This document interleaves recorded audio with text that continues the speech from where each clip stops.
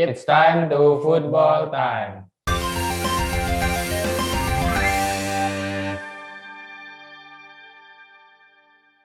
Bersama saya Elvan Fajar dan juga ada rekan saya Adi Manggala Saputra. Nah, kali ini kita akan membahas tentang babak semifinal Piala Eropa atau Euro 2020, Mas. Terkhusus untuk pertandingan semifinal pertama ya, yaitu adalah timnas Spanyol akan berhadapan dengan timnas Italia, Mas. Itu akan digelar di Stadion Wembley, London pada Rabu 7 Juli 2021, tepatnya pada pukul 2 waktu Indonesia bagian Barat, Mas. Ini kan seperti janji kita kemarin nih, Mas, ya, di Football Time sebelumnya, bahwa kita akan mengulas tentang prediksi pemain, prediksi skor, dan juga mungkin ada momen unik apa nih antara Spanyol dan Italia. Kita mulai dari mana dulu, Mas? Nah, kita langsung saja dari tim tuan rumah ya, Mas. Ini tuan rumah sebenarnya bukan tuan rumah asli ya. Untuk menggambarkan saja di pertandingan kali ini, yaitu adalah timnas Italia, Mas. Ini akan bermain dengan jersey home yaitu berwarna biru, sedangkan Spanyol akan menggunakan jersey away. Meskipun juga sebenarnya jersey away-nya berbeda ya. Mungkin bisa juga menggunakan jersey home yang berwarna merah. Nah, untuk sebelumnya, Mas, ini sebelumnya kan timnas Italia menyingkirkan Belgia ya, Mas, di babak 8 besar tuh dengan skor 2-1, dan itu memang menambah panjang kemenangan dari timnas Italia. Itu sebanyak kalau tidak salah 32 laga, Mas, tidak terkalahkan bersama Roberto Mancini. Nah, sedangkan di Spanyol itu sebaliknya, Mas, kondisinya kurang meyakinkan di awal-awal, dan setelah masuk di babak knockout itu juga masih belum pantas ya, Mas. Karena pada 2 pertandingan sebelumnya di fase knockout itu berhadapan dengan Kroasia dan juga Swiss, ini harus sampai ke babak extra time ya, Pak. Bahkan Swiss ini harus sampai ke babak adu penalti. Nah, ini memang catatan kurang impresif dari Spanyol ini membuat para pendukung atau mungkin pecinta bola di dunia ini malah memprediksikan Italia nih, Mas. Karena memang seperti Mas Evan bilang tadi, sejak babak penyisihan grup sampai dengan babak perempat final terakhir, Italia itu tampil meyakinkan, menjanjikan. Biasanya itu membosankan karena dia itu pemainnya itu banyak bertahan, tapi entah nih kenapa di tangan Roberto Mancini semua stigma itu berubah.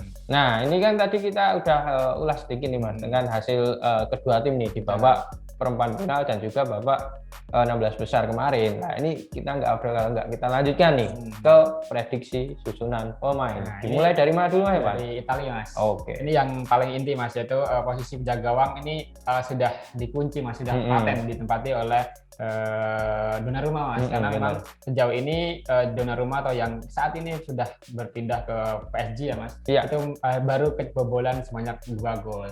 Dan itu juga tidak terlepas dari bermain apiknya sektor pertahanan ya, Mas. Ada siapa itu? Ya, di situ ada duet back kawakan, back senior, yaitu adalah Chiellini dan juga Bonucci, Mas. Nah, namun ini catatan Donnarumma ini sebenarnya kan bisa lebih baik nih, Mas. Tapi karena mungkin kemarin itu juga udah kebobolan Austria dan juga Belgia, jadi tercoreng nih, kan harusnya bisa mencatatkan clean sheet nih. Kalah dengan kiper Inggris kan, Jordan Pickford. Selain itu juga ada di sektor back sayap, Mas, itu ada Giovanni Di Lorenzo dan juga Spinazzola.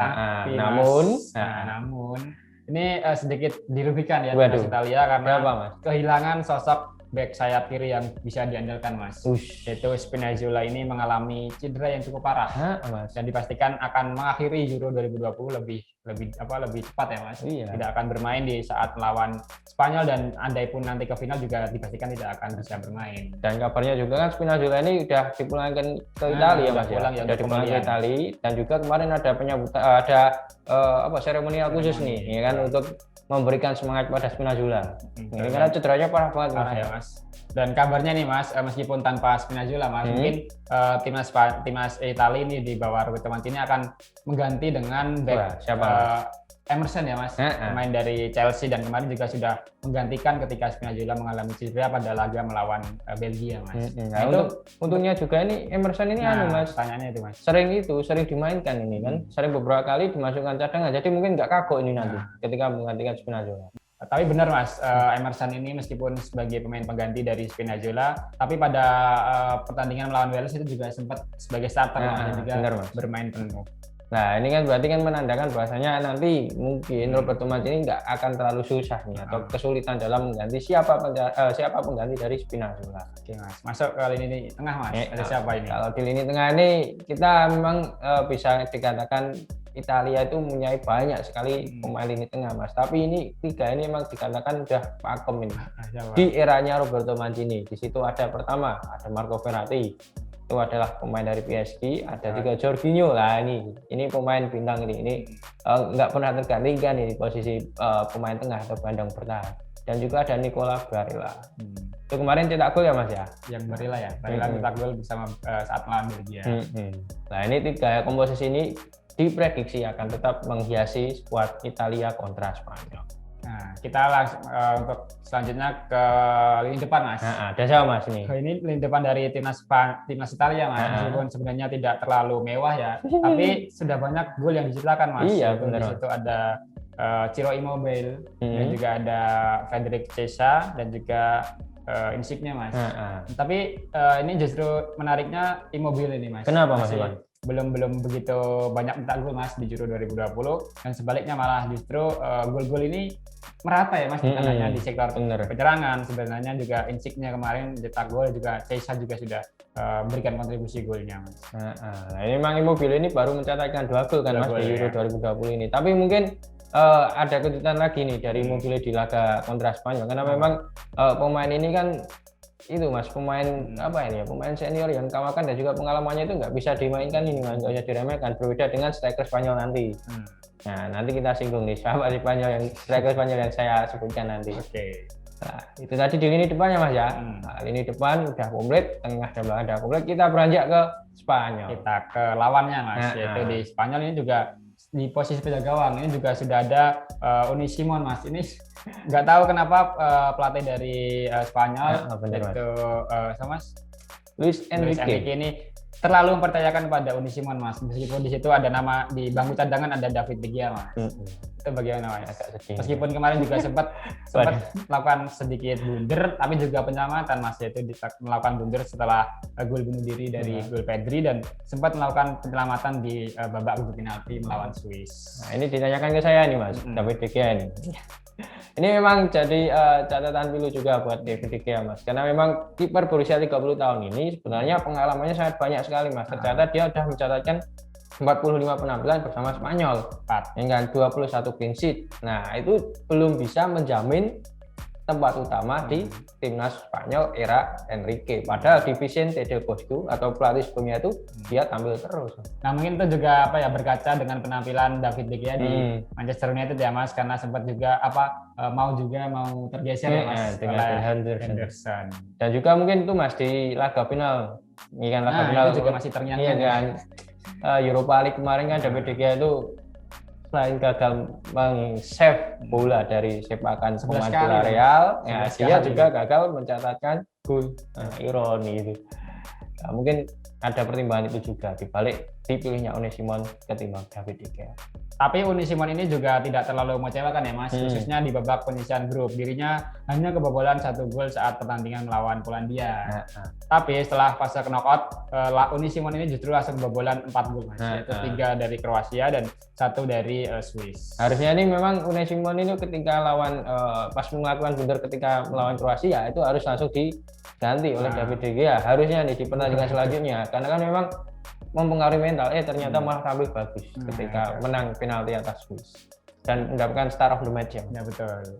Beranjak dari kiper ke lini belakang. Ada siapa Mas Evan? Saya ini. Oke.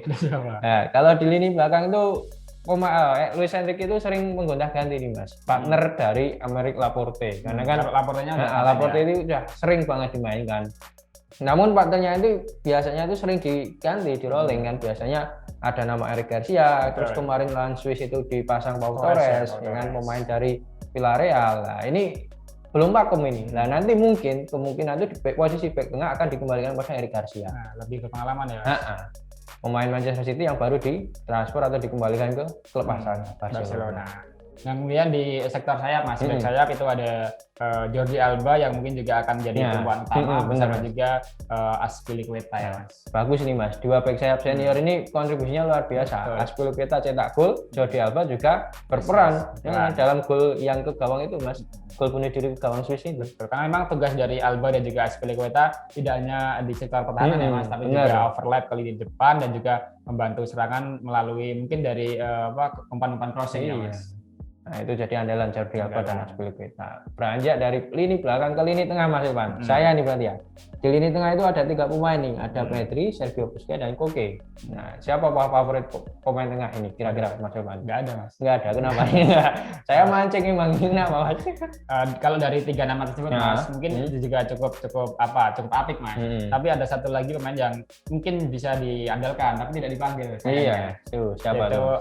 Isco Mas. Iya, Isco Alarcon. Isco Alcarcon. Nah, tapi penampilan Pedri ini juga cukup mengejutkan Mas, karena kan masih berusia muda, wonderkid dari Barcelona 18 tahun, tapi masih sudah sebagai starter ya, dan juga andalan di bawah Luis Enrique bersama juga tadi Sergio Busquets dan juga ada Koke. Nah, ini meskipun ini Mas Pedri kemarin sempat melakukan blunder ya, katakanlah ini sebenarnya bukan blundernya Pedri sih, tapi kan ada impact-nya dari Pedri juga kan.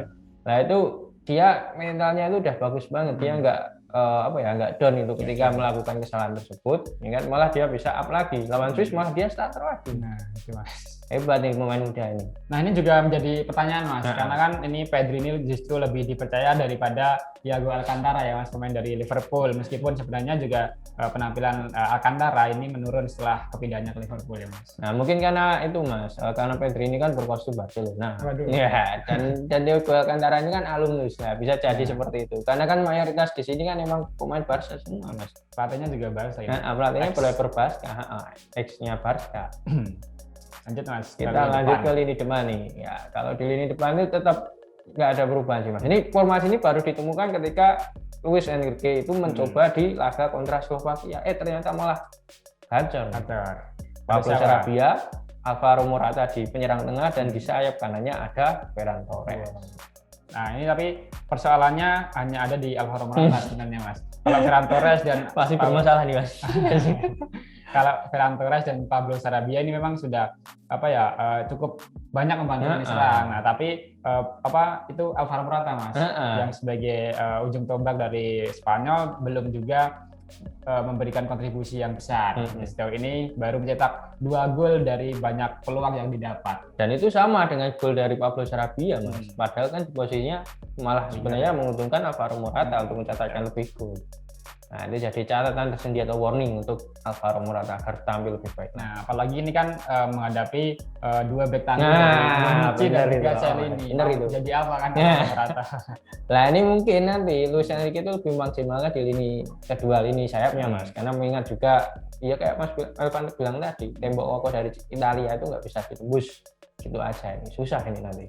Nah, sebelum kita masuk ke prediksi skor Mas, kita sedikit nyinggung soal head to head atau rekor pertemuan dari Spanyol versus Italia Mas. Gimana Mas?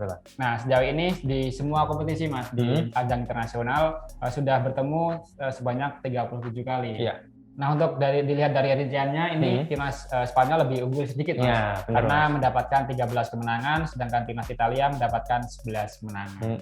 Sisanya berakhir dengan hasil imbang. Emang dilihat dari catatan rekor emang Spanyol di atas angin nih Mas. Karena juga perlu diingat nih para football mania atau football time lovers ini, kalau Italia itu sempat kalah telak di final Piala Eropa 2012 itu Mas, 4-0. Karena itu di era kejayaannya Spanyol. Bener, emang era kejayaan Spanyol. Ini memulai era baru. Nggak tahu nanti catatan atau mungkin torehannya gimana. Terus 5 pertemuan terakhir kira-kira gimana Mas ini? Nah, tapi kalau kita susutkan ke 5 pertandingan terakhir Mas, ini Spanyol juga masih unggul Mas, karena mendapatkan 2 kemenangan yang masing-masing dengan skor 3-0 dan 1-0. Sedangkan untuk Italia ini baru mendapatkan 1 kemenangan dan 2 pertandingan lagi itu berakhir dengan hasil imbang. Iya Mas, dari 5 pertemuan terakhir aja dah itu Mas, perkasa banget nih Spanyol, iya kan? Tapi kan itu cuman hitam di atas kertas ya, karena kan sepak bola tidak hanya sekedar prediksi dan statistik. Bola itu bundar nanti.